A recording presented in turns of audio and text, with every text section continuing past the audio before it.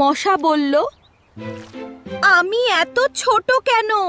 কেউ আমাকে দেখে না। ঠিক তখনই এক লম্বা জিরাফ ওখান দিয়ে যাচ্ছিল। তুই ছোট বলে উঠতে পারিস, আমি তো পারি না।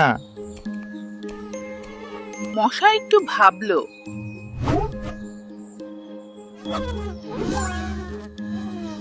তারপর সে বলল, আমি ছোট হলেও আমার শক্তি আছে। জিরাফ লাফাতে লাগলো। এই থাম, খুব গড টিকল লাগছে। শেষে দুজনেই হেসে ফেলল আর বন্ধু হয়ে গেল হর্স। শিক্ষা, নিজেকে ছোট ভাববে না। সবারই নিজের শক্তি আছে।